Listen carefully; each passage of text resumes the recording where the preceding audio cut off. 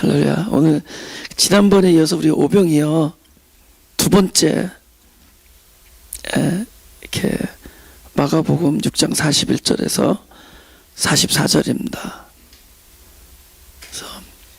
그래서 제목이 이제 쪼개진 후에는 계산하지 않는다.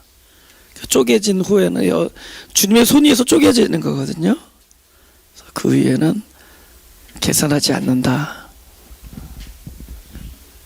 여러분 지금 여기 있어요? 여기 있어요?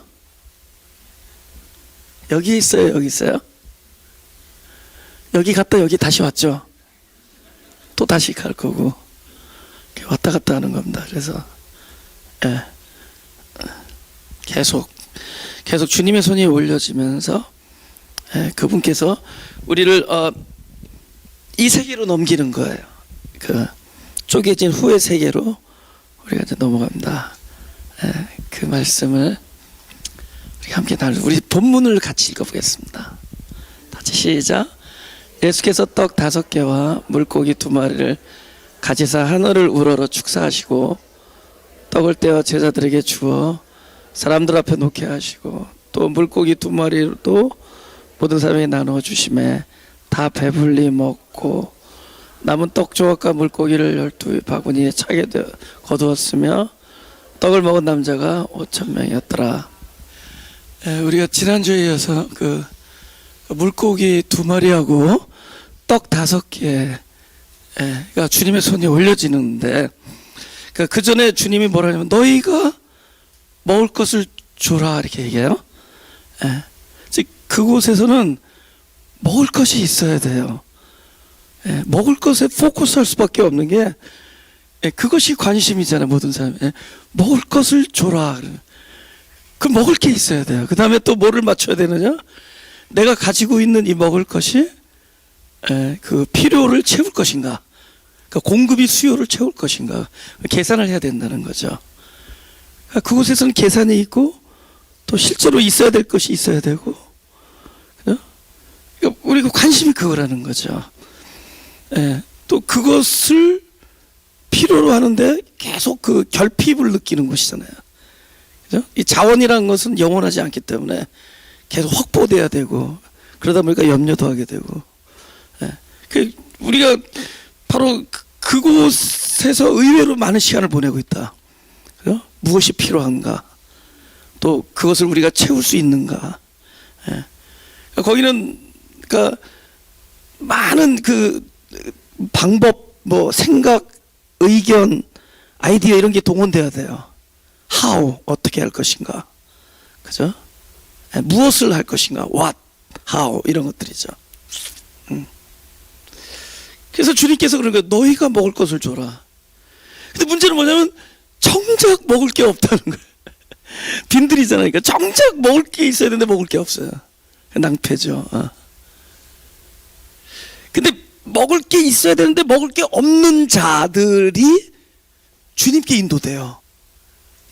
오병이어라는 거는 5,000명 앞에 오병이어는 없다는 거라 그랬죠. 없는 거잖아요. 없는 거. 5,000명을 먹이기에 우리가 갖고 있는 것은 전무한 거죠.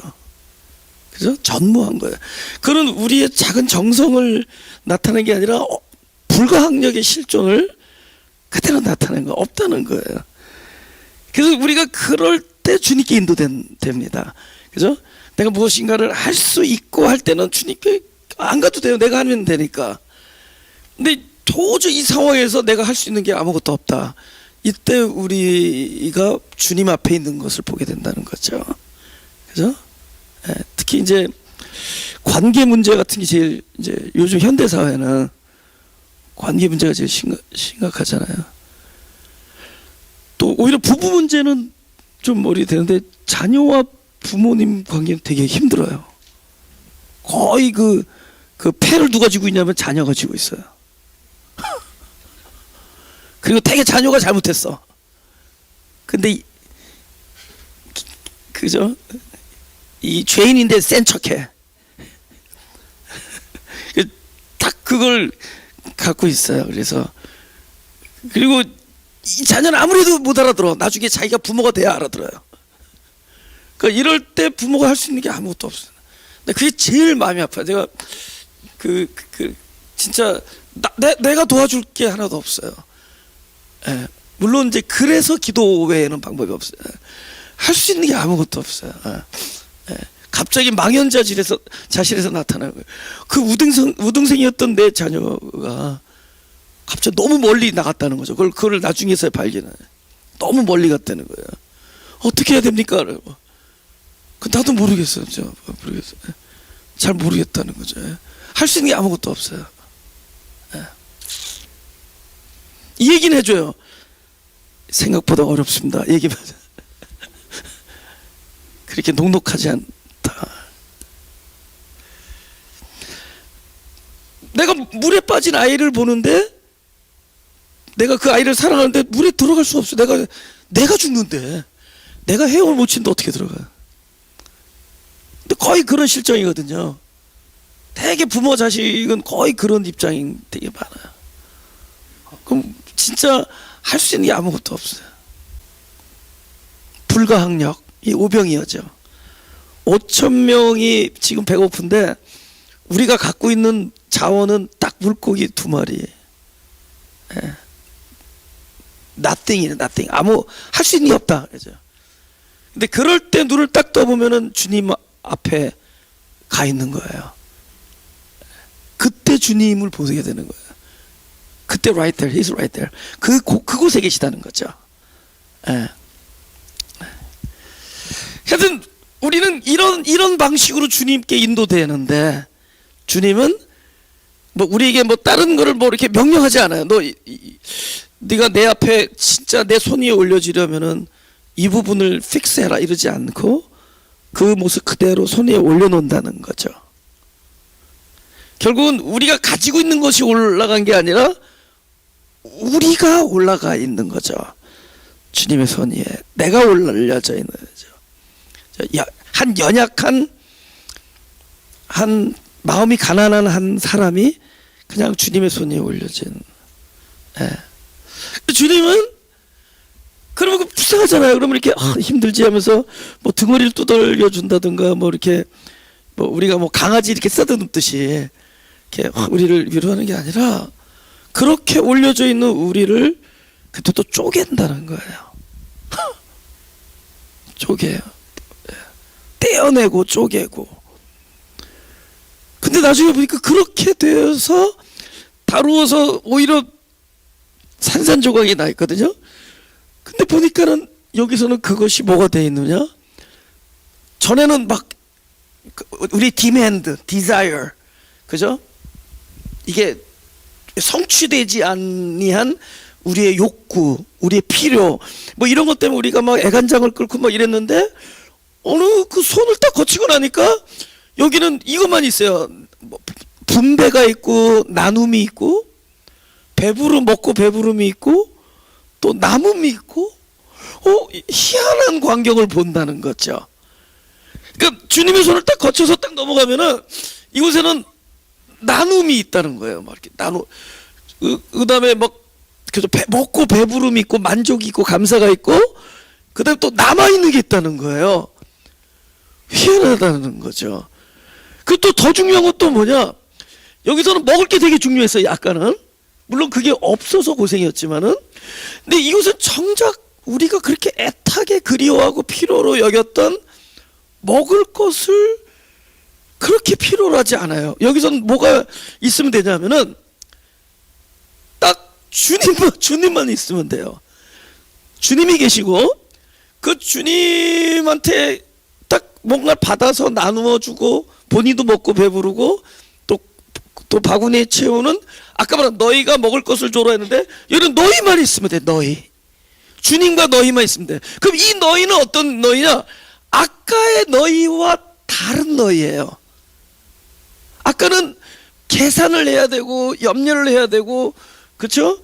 그 먹을 것을 포커스 할 수밖에 없는 그 너희였는데 어느덧 이곳에서는 그게 필요 없다. 딱 주님만 계시면 돼. 딱 그 너희. 그럼 뭐가 바뀐 거냐? 이 사람이 바뀐 거예요. 이 과정을 거쳐서 사람이 바뀌어요. 계산할 필요가 없는 너희. 그래서 주님 계시면 되는 너희로 바뀌어요. 그 어디서 일어났냐? 바로 주님의 손 위에서 쪼개지는 경험을 통해, 할렐루야, 세계가 달라진 줄 알았더니 이 너희가 달라진 거예요. 사실은 우리는 자원의 문제가 아니에요. 또 나를 괴롭히는 이 시츄에이션의 문제도 아니고, 또 말을 안 듣는 내 자녀의 문제도 아니에요. 바로 나의 문제예요. 나. 주님의 관심은 이 모든 것 속에서 나를 당신의 방식대로 쪼개시기를 원하는, 손 위에서. 그것입니다. 근데 쪼개시기 전에 어떻게 하시느냐? 축사하시고 떡을 떼요. 그러니까 축사하시고 떡을, 그러니까 이게 물론 이제 감사하다는 거기도 하지만은 말씀을 하신다는 거잖아요. 말씀. 그러니까 하나님이 입을 열어서 말씀하시면 우리에게는 그것이 약속이 됩니다. 언약. 약속이, 하나님 전부 약속하시는 거예요. 예. 그래서 그 약속을 받은 사람들에게 어떤 일이 일어나냐? 떡이 떼어진다. 떼어지려면 쪼개야 되잖아. 부숴야 되고. 성경에 보면은 아브라함 약속 받았잖아요. 뭐 이삭도 마찬가지, 야곱, 요셉, 뭐 다윗, 뭐 이런 전부 약속을 받고 나가서는 부서지는 일들이 생겨요. 막 도망 다녀야 되고, 쪼개야 되고, 막 가족들과 생리별해야 되고. 근데 뭐가 약속이냐? 그것도 약속한 거예요. 그러니까 하나님께서 우리에게 말씀을 주시면서 하나님의 거룩한 뜻을, 약속을 주시지만은 그 약속 뒤에는 또 다른 약속이 있습니다. 그 약속을 받은 자에게는 이런 일이 일어난다. 그죠? 히브리서 4장 12절에 그렇게 말씀하세요. 하나님의 말씀은 살았고 운동력이 있어 좌우의 날선 어떤 검보다도 예리하여 혼과 영과 및 관절과 골수를 찔러 쪼개기까지, 쪼개한다, 찔른다. 또 마음의 생각과 뜻을 감찰하나니, 이것도 약속이에요. 하나님께 약속하시는 겁니다. 예. 저는 무슨 뭐 티칭을 하는 게 아니고, 또 이렇게 삽시다라고 계몽하는 것도 아니고, 하나님이 말씀을 통해서 약속하셨고 또 저에게 약속하신 말씀을 다시 한번 이렇게 들려주는 거예요. 근데 하나님은 이렇게 하시겠다는 거예요. 예. 쪼개고 찌르시겠다는 겁니다. 약속을 주시고. 예. 그렇게 해서 어떻게 하느냐? 그 똑같은 일을 벌써 대하는 그 사람이 달라지는 거예요. 똑같은 일을. 여기서는 계산해야 되고 염려해야 되고 근심해야 되는 일인데, 이 약속이 지켜지고 나면은 여기서는 똑같은 일이 나눔과 찬양과 만족과 배부름으로 변하는, 똑같은 일이 너희가 바뀐다. 새로운 세계는 새로운 존재 안에서 일어나는, 존재가 바뀌는 놀라운 일이 일어난다는 거예요. 여러분, 2020년 그래도 멋있잖아요. 2020 무슨 시력 검사 같잖아요, 그죠? 2020 우리 얼마나 긴장했어요. 2000 그죠? 2월 2000 됐을 때 우리 얼마나 비장했냐고요, 그죠? 그러다 보니까 어느덧 또 20년이 지나서 2020이에요. 사람은 근데 20년 동안 내가 봤더니 계속 똑같은 일을 되풀이해요. 계속 결단하고 또 실패하고 좌절하고 또 결단하고 실망하고 또 결심하고 계속 똑같은 일을.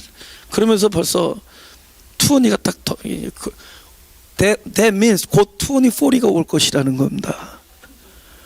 2040도 곧 와요. 그때도 똑같은 얘기 할까? 결국은 또 결단하고 또 부서지고 그랬다. 그러나 우리가 우리 자신을 부수기 전에 하나님은 아예 약속을 하십니다. 내가 너를 찔러 쪼갤 것이다 라고. 그런데 이 일이 우리에게 참된 하나님의 목적을 전달해 줄 겁니다. 딜리버 해 줄 거예요. 하나님의 그 거룩한 그 뜻을, 그 의도를 성취시켜 줄 거예요. 그래서 그 과정을 우리가 함께 보려고 합니다. 우리 고린도후서 4장 18절을 보겠습니다. 다 같이 시작. 우리의 돌아보는 것은 보이는 것이 아니요 보이지 않는 것이니 보이는 것은 잠깐이요 보이지 않는 것은 영원함이니라.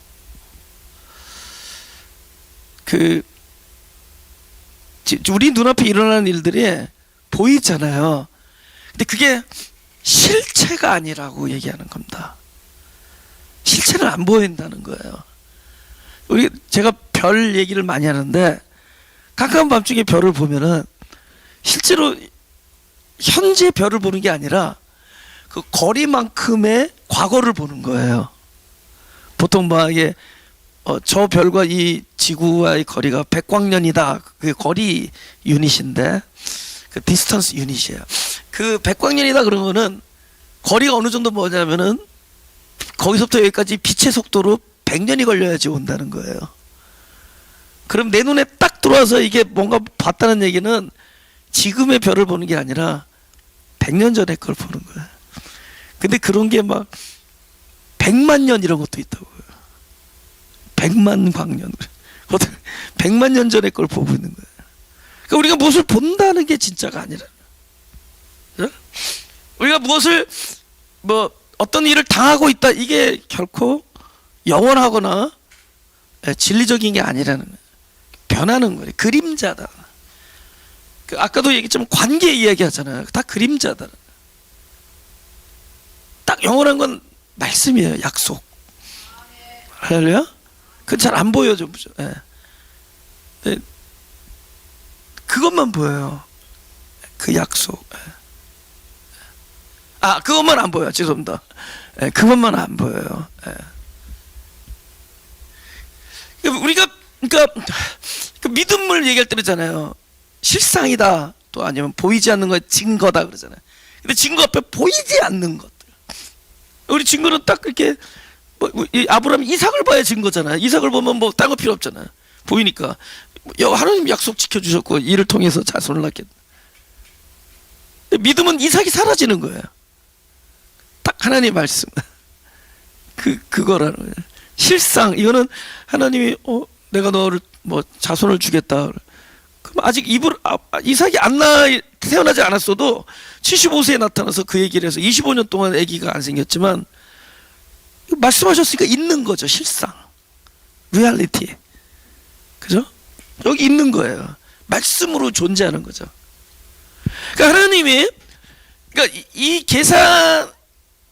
계산해야지만이 되고 또 그 계산 앞에서 우리가 어쩔 수 없이 날마다 패배감을 경험할 수밖에 없는 우리를 이렇게 무한하심과 영원하심과 풍성의 세계로 옮기기 위해서는 하나님이 일을 하시는 거야. 일을 쪼개서 어떻게 하느냐, 보이는 것에 의존하던 사람을 그 영원한 실체, 그림자를 쫓아다니던 우리를 실체를 믿고 갈 수 있도록 우리를 쪼개서 그 세계로 옮기는,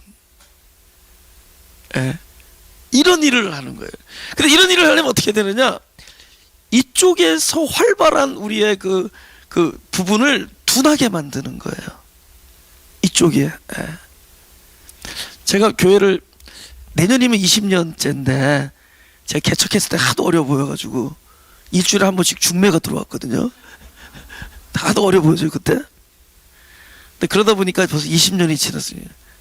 그러니까는 다 둔해지잖아요, 그죠? 특히 제가 그 귀가 안 좋아요. 내가 귀는 이제 선친이 우리 돌아가신 할아버지도 귀가 안 좋으시고 그래. 내가 또 귀 안 좋은 거 어떻게 하냐면 내 생일이 베토벤하고 똑같아요.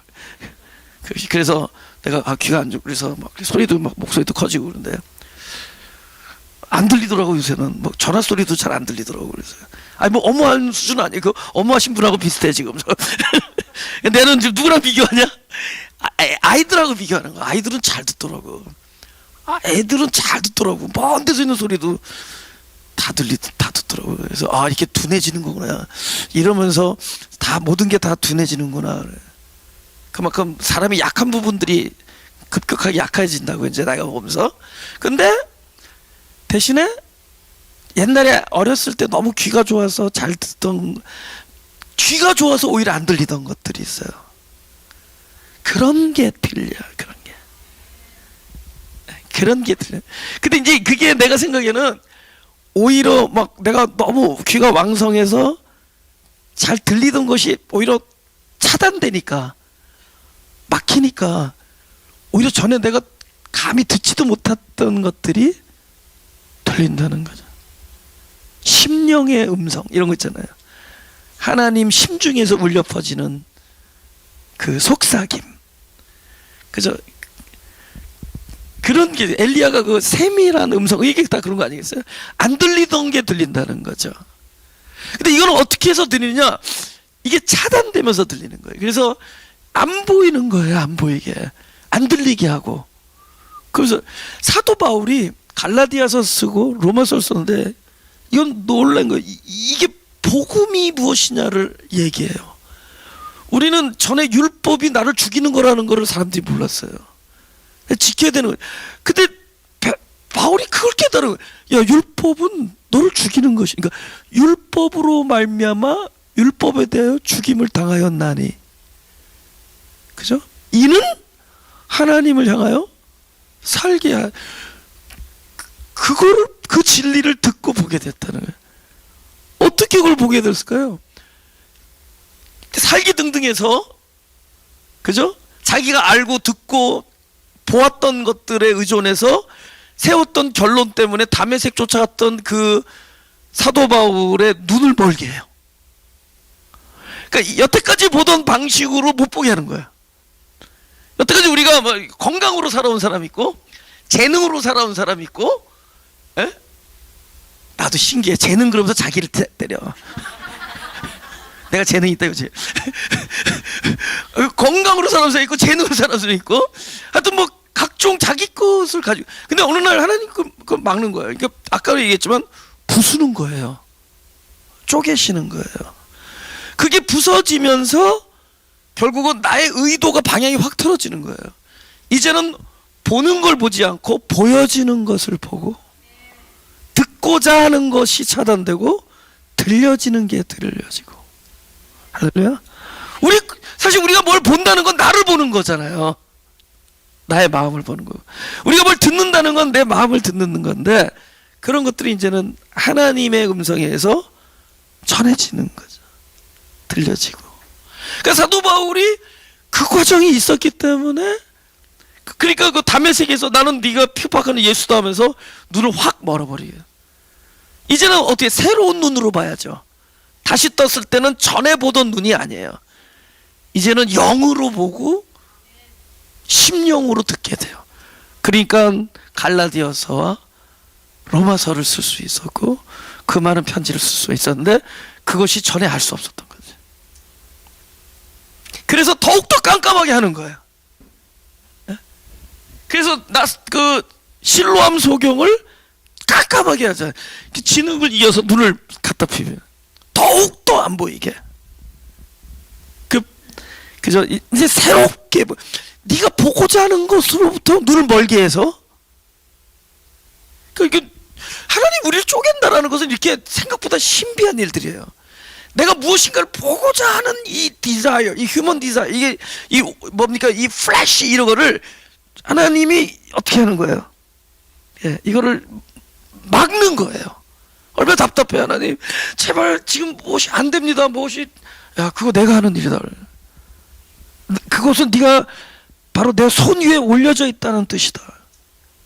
주님이 그걸 하나하나 띄어내는 거예요. 이제는 들려지는 거, 보여지는 거. 근데 그곳에 하나님의 선하심이 있었기 때문에 맛을 본다는 거죠. 그 맛을 이렇게 평강한 거구나. 저기 있을 때는 내가 왜 이렇게 몰랐다는 거죠. 저기서는 걱정, 근심과 애타고 막 속절없이 흘려지는 눈물과 침상을 적시는 뭐 이런 것들로만 일관되는데 어느 날 보니까 그 고통의 비명은 있는 거예요. 왜냐하면 발꿈치를 예언했어요. 이 아들을 낳는 고통, 그래서 이게 해산의 고통과 그 잉태의 그 수고를 이야기했습니다. 그리고 발꿈치 물리는 그것을 예언하셨어요. 그걸 통해서 결국은 너희가 바뀌어요. 먹을 것이 필요 없어요. 거기는 먹을 것이 이게 굉장히 가변적이다라는, 우리는 그것이 중요하다고 생각했는데 실제로 우리가 사는 데 있어서 그 먹을 것이 아니라 먹을 것을 주시는 그분이었어요. 그래서 그분이 근본적인 양식이었다는, 이걸 알게 된다는 거죠. 할렐루야. 예, 이게 편한다는 거. 우리 요한복음 6장 5절에서 6절입니다. 다 같이 읽어볼까요? 시작. 예수께서 눈을 들어 큰 무리가 자기에게로 오는 것을 보시고 빌립에게 이르시되 우리가 어디서 떡을 사서 이 사람들로 먹게 하겠느냐 하시니, 이렇게 말씀하시면 친히 어떻게 하실 것을 아시고 빌립을 시험까지 하심이라. 지금 물론 이제 주관적인 거니까 제가 답은 갖고 있는데, 내가 1부하고 2부 예배 때 한번 질문을 던졌어요. 그래서 여러분의 지금 영적 수준을 한번 테스트해 보려고 합니다. 지금 5절에서 세 글자가 있는데, 아까 말한 여러분 보려고 하는 거 보지 말고 뭔가 띵 하고 보여지는 게 있는 세 글자가 있으면은, 아까 말했더니 다 얘기해. 뭐 무리가, 뭐 보시고, 우리가, 뭐 하시니 다. 근데 혹시 뭐 같아요? 여기서 5절에서 딱, 물론 이제 주관적인 거 제가 결정한 거지만 뭐가 이렇게 확 눈에 확 띄어요. 어떤 단어가 어디서를 보통은 우리가 왜 고통스러워하죠? 이 일을 내가 주관하려니까 우리는 어디서이기 전에 뭐죠? 어디서는 이미 내 안에서 있으니까 그 다음부터 내가 뭐 how, 어떻게, 아니 무엇을, what, 뭐 이런 거잖아요. 근데 주님의 관심은 이 일을 우리에게는 방도가 없다는 거예요. 오병이어라는 것은 5천 명 앞에 너는 아무 할 수가 없다는 거잖아요. 그래서 지금 이 사건, 이 문제, 이 관계, 그죠? 이 상황, 이거 우리가 할 수 있는 게 없어요. We can do nothing about it. 할 수 있는 게 없잖아요. 그러니까 여기서 뭐냐, 딱 이게 방향이 바뀌는 거예요. 어디서, who, where. 그게 이제 그분으로 넘어가잖아요. 우리 송구영신 예배 때 조금 설명은 드렸는데, 그 옛날에 레위기에 보면은 화목제물, 소 잡잖아요. 화목제물이거든요. 근데 소를 잡는데 이게 못 먹는 부분 다 떼어내고, 그게 먹는 부분이 그러니까 미국 사람 기준으로는 한 600-700파운드 정도 되고, 물론 한국 사람 기준은 한 900파운드 되면, 우리는 꼬리도 먹고 우리는 혀도 먹고 우리 뭐 내장도 먹고 우리 막창 곱창 다 먹으니까 우린 좀 많은데, 외국 사람 기준으로 하면 한 600-700파운드가 된대요. 그죠? 근데 그거를 근데 율법은 뭐라 그러냐면은 화목제사를 드리고 나서 그날로 다 먹으라는 거죠. 그러니까 그날로 다 먹으려면 일단 많잖아요. 그죠? 그러니까 지금 결혼식에 사람 초청하는 순서대로 부르는 거예요. 친구들, 가족들, 친척들 막. 근데 그래도 고기가 남으니까, 그죠? 뭡니까? 홈레스. 그죠? 홈레스하고는 내 감정이 나쁜 거 없잖아요. 그죠? 하지만 불쌍하고 그런 사람 다 불러. 근데도 아직 한 200파운드 나오셨는데 할 수 없이 누굴 불러야 돼요? 그쵸. 그죠. 내가 지금 전에도 내가 이거 얘기했는데, 왼수 땡이. 왼수 땡이를 부르잖아요. 그죠? 예? 이거 자세하게 보려면 옛날에 화해의 한들 뭐 그런 설교 있어요. 화해의 한들. 예. 내가 그것을 드리고 싶은 말씀은, 급히 사과하라면 사람들이 착각을 하는 게, 그럼 예배 드리기 전에 사람한테 가서 화해하는 걸로 착각하는데, 화해하면 대개는 더 심각해지니까 그러지 마세요.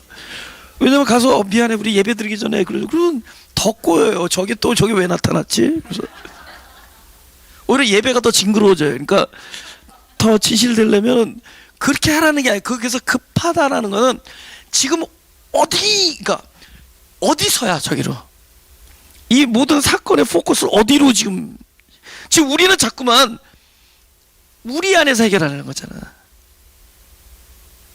그죠?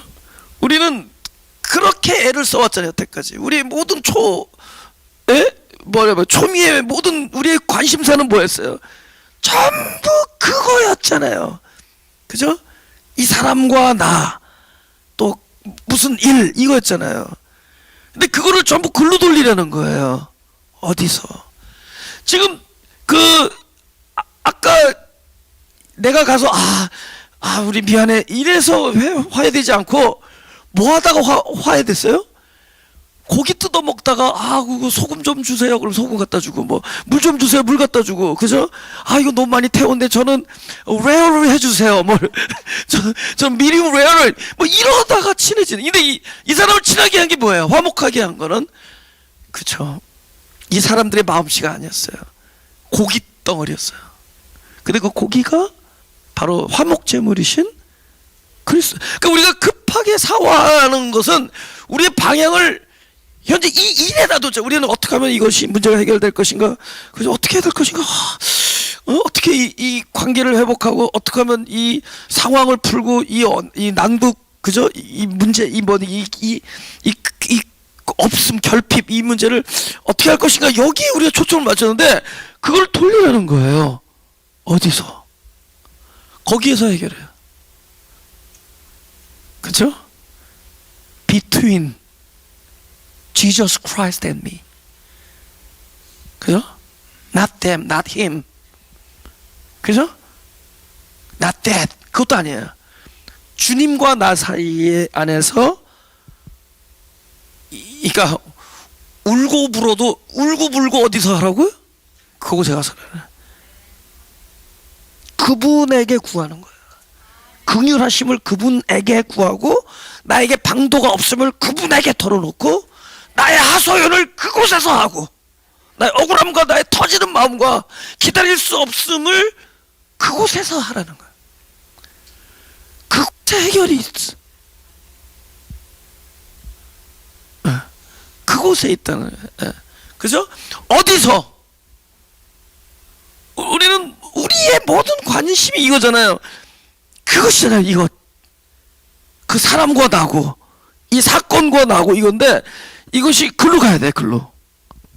이 안에서 여기 그러면 이 일을 겪는 내가 어느새 변해 있고 설령 여기 안 변해도 상관. 내가 변하다 안 변하다 I don't know about that. 근데 하지만 이것이 나의 디자이어대로 안 될지라도 누구의 디자이어로 되느냐? 하나님의 선하신 디자이어가 이루어집니다.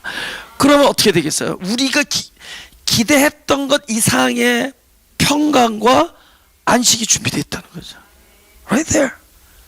그러니까 우리가 이거를 봐요. 친히 하신다는 거예요. 그러니까 어디서가 어디로 와야 되느냐? 그리스도로 와야지만이 그분이 친히 하시고 어떻게 하실 것을 아셔. 친히 어떻게 하실 것을 아시는 분으로 돌려야 된다도요. 우리는 갈팡질팡 어떻게 해야 될지 모르잖아요. 이거 어떻게 될지. 나는 목회자인데 엄청난 많은 이 과제를 끌어안고 살아. 이제는 아예 버릇이 됐어요. 그냥 거의 해답 없음이 거의 저의 모든 애써예요.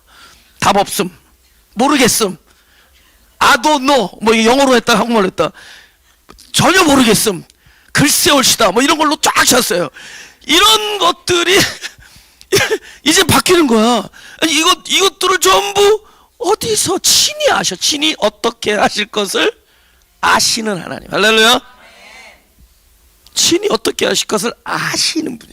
우리는 몰라요.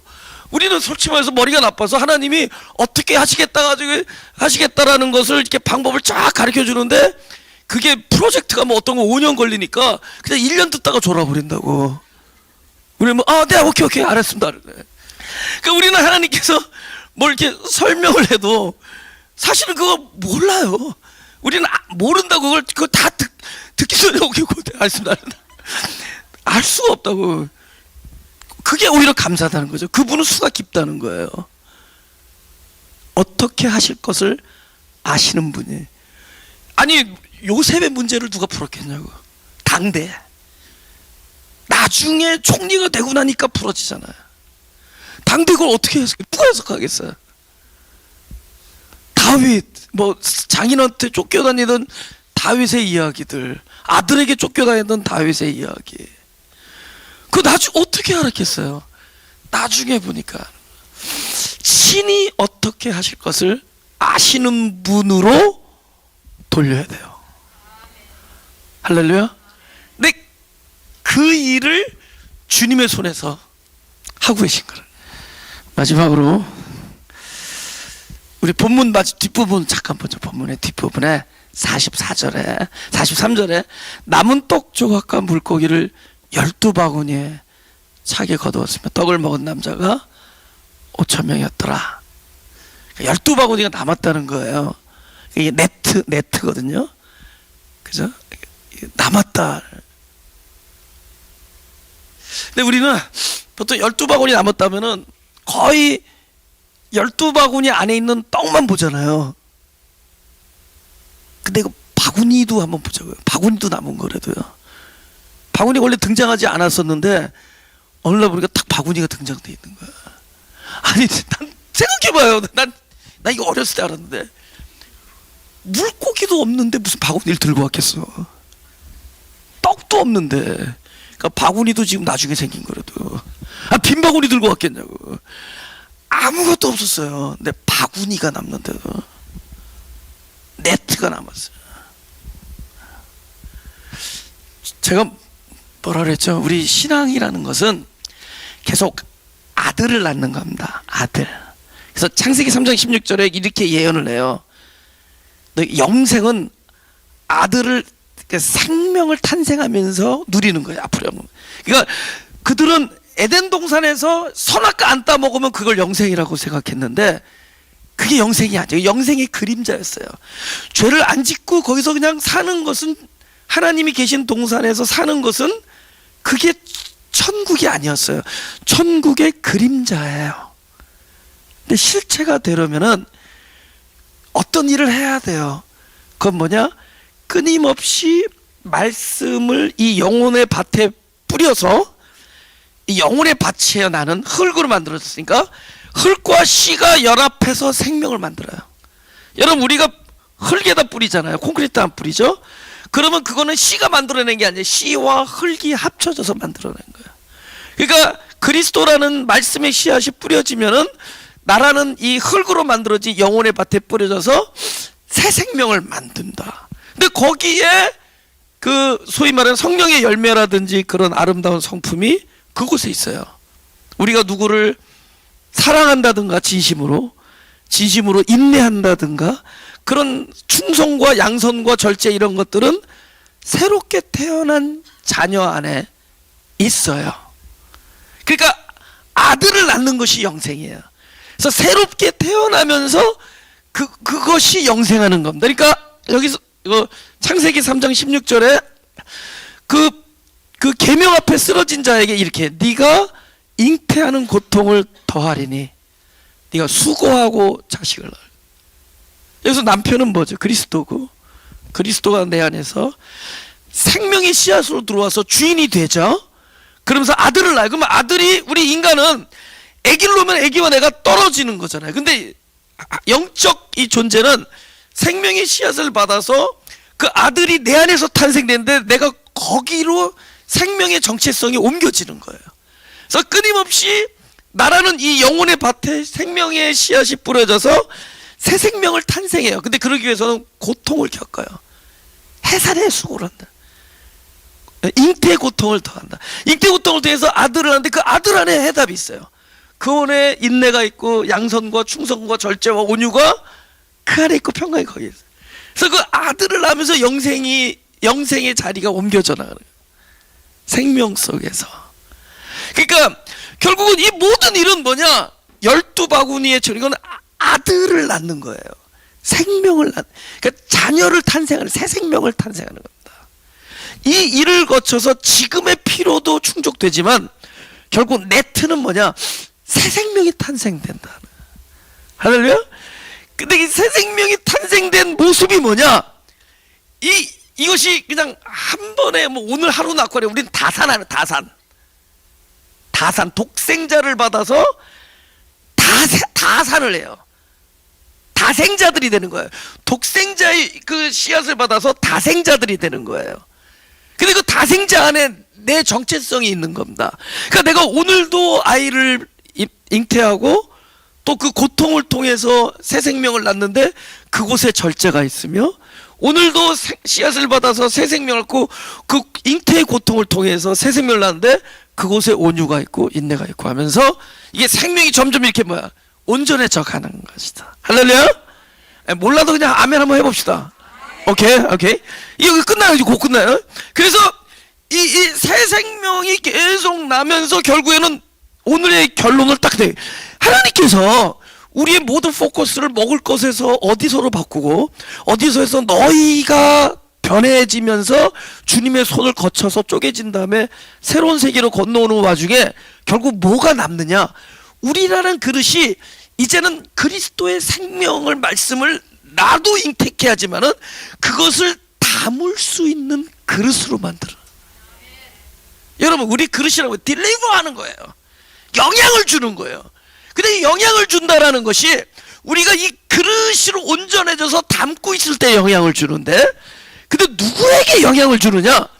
누구를 그렇게 하나님께서 관심을 가지고 새 생명을 낳게 하고 찢어지지 않는 그물로 만들어내느냐?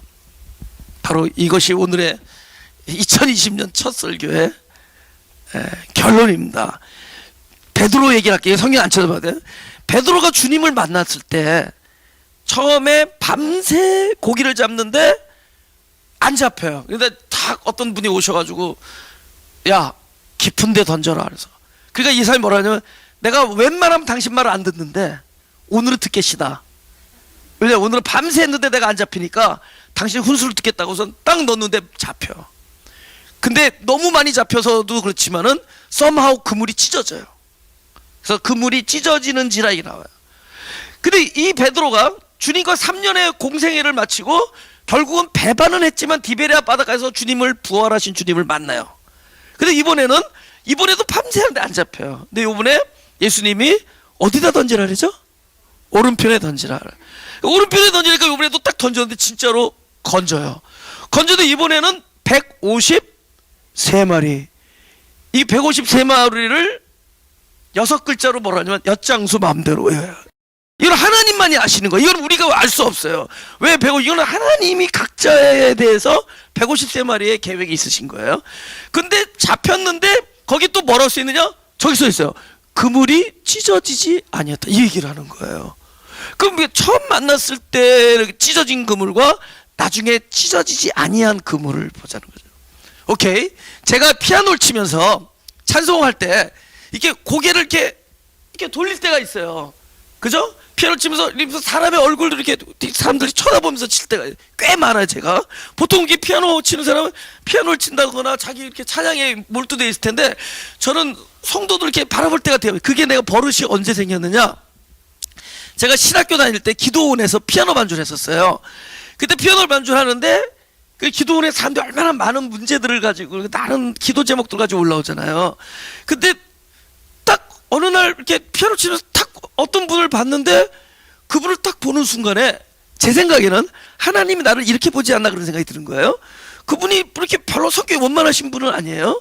아주 독특하다는 건 좋은 것도 있지만 나쁜 것도 있어요. 하여튼 독특하신 분인데 딱 봤는데 그분이 주님 앞고 이렇게 찬송을 하는데 피아노 치는데 그냥 손을 완전히 이렇게 잡고 이렇게 주님께 찬양을 하는 모습이 너무 아름다웠어요. 너무 아름다웠어요. 근데 그분이 아름다울 이유가 없어. 근데 아름다울 이유가 없는데 아름다웠어. 너무 그 모습이. 근데 왜 아름다우냐? 내 마음에 어떻게 쳤느냐? 그분을 향한 컴패션, 긍휼. 그분이 막 아주 머리끝부터 발끝까지 불쌍히 여겨지는 거야. 그 순간에 저분은 어떻게 살았을까? 얼마나 외로울까? 얼마나 힘들까? 얼마나. 하지만 저분은 지금 주님하고 진짜 만나고 있구나, 이게 막 느껴지면서 그 어떤 접촉, 그 순간에 그분이 하나님과 만남에 있어서 내가 딱 컨닝을 한 거예요. 그 봤을 때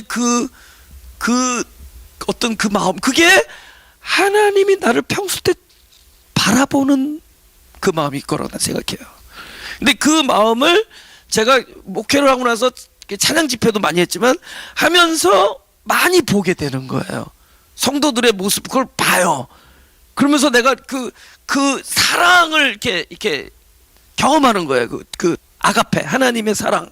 그러니까 결국 뭐냐면은 내가 그분을 바라본 거는 그분이 평소 때 너무 불쌍하신 분이야. 사실은 그 스토리를 들어보면은 아주 외롭게 사신 분이고, 그래서 사실은 관계도 원만하지 않아요. 근데 it's okay. 주님은 전혀 상관 안 해. He doesn't care. 그리고 결국은 그 DNA도 하나님이 허락하신 거니까 잘못이 있다면 하나님 쪽에 있잖아요. 그러니까 하나님, 그러니까 뭐 그분은 그냥 사랑하시는 거야. 뭐를 통해서? 그분의 연약함 속을, 고기가 스위치야. 그 연약함을 통해서 하나님은 그분과 이렇게 딱 만나시는 거예요. 내가 남에게 무덤에 영향을 준다라는 것이, 내가 옳은 길을 걸었고 꾸준하고 성공적인 길을 걸은 결과로 주는 게 아니라, 내가 하나님만이 위로할 수 있는 나의 찢어짐과 터짐 속에서 만났던 주님과의 경험이 남에게 영향을 줘요. 무슨 얘기인지 아세요? 그러니까 내가 자랑할 만하고 너희들도 열심히 이렇게 할 수 있어라고 말하는 그 이야기가 남에게 영향을 주지 않고, 너무 부끄럽고 너무 초라하고 너무 고독하고 너무 외로운 나만의 심정 속에 찾아오셔서 하나님이 하신 그 일, 하나님이 하시고자 했던 그 일이 남에게 영향을 줘요. 그러니까 나는 꾸준히 하나님과 무엇을 통해서 만났냐면은, 내가 그물이 온전해졌으면 어쩌면 나는 나 혼자 딴 데로 갔을 거예요.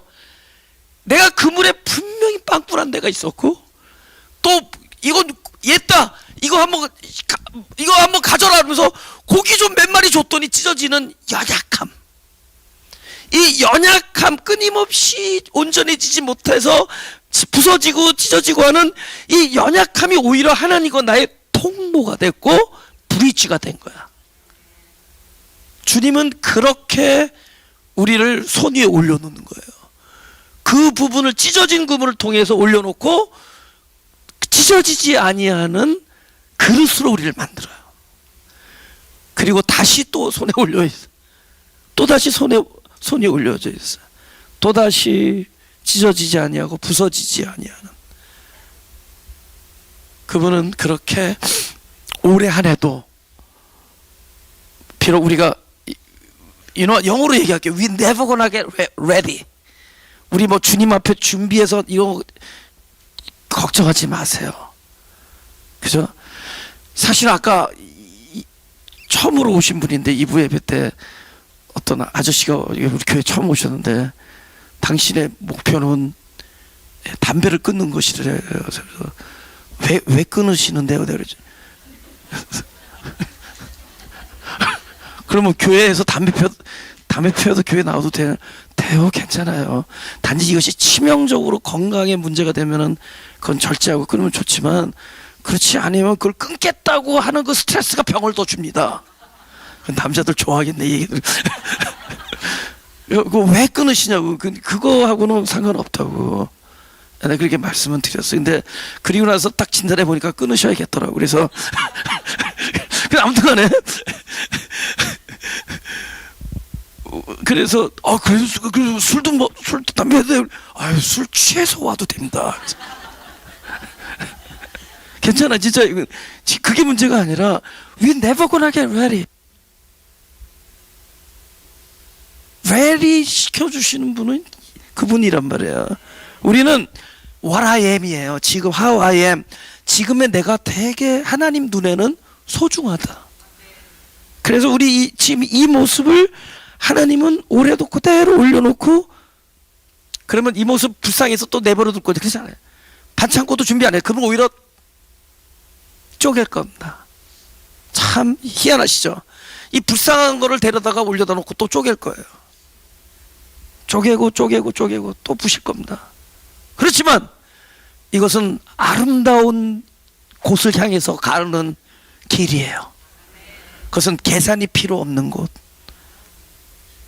그것은 자유한 곳, 그것은 그저 너에게 얼마나 떡이 있느냐의 질문이 필요 없는 곳, 오로지 바로 어디서, 그곳이 될 겁니다. 올해 한 해는 하나님이 이렇게 우리를 손 위에 올려놓으실 거예요. 가슴에 손을 대시면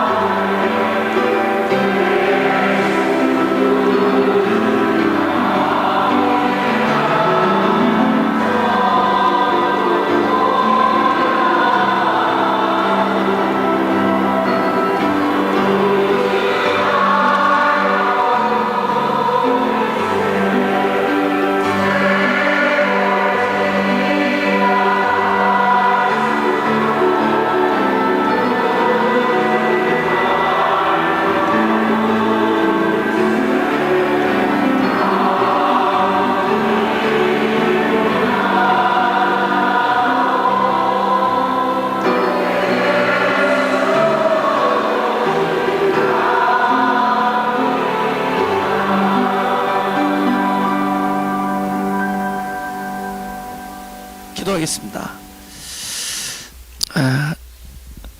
우리가 어디를 갈지라도, 우리가 무슨 일을 선택할지라도 우리를 떠나지 아니하시고 항상 함께 하시겠다는 하나님 때문에 우리가 지금 일어나는 모든 일을 이해할 수 있게 되고, 그리고 또 인내할 수 있게 하고, 또 오히려 소망을 갖게 해주신 하나님 은혜를 감사합니다. 또 나의 선택과 관계없이 또 어떤 일을 당해도 또 하나님께서 함께 하시고 떠나지 아니하신다고 하셨고, 또 당신 뜻을 이룰 때까지 계시겠다고 하셨사오니 올해 한 해도 하나님의 일만 이루어지는 귀한 한 해가 되게 하여 주옵소서. 그리고 이 모든 일이 아버지를 의지하는 일이 되게 하시고, 그리고 당신의 이름을 부르는 그런 일이 되게 하시고, 기어코 목자이신 그분 안에서 참된 평강과 승리를 만끽하는 귀한 한 해가 되게 하여 주옵소서. 내가 지금 해결할 수 없는 많은 일들, 특별히 부부의 일, 배우자의 일, 또 자녀와 부모의 일, 또 동료들 간의 일, 교우들 간의 일, 모든 일들이 우리의 손에 있지 아니하고 친히 어떻게 하심을 아시는 주님께 맡겨드리오니 가장 선한 것으로 우리에게 돌려주옵소서. 내 뜻대로 마시고 아버지 뜻대로 하기를 기도하지만 이왕이면은 아버지의 뜻이 내 뜻이 되게 하시고 나의 생각이 아버지의 뜻에 맞춰지는 그런 내가 되는 한 해가 되게 하여 주옵소서. 감사드리며 예수님 이름으로 기도드렸습니다.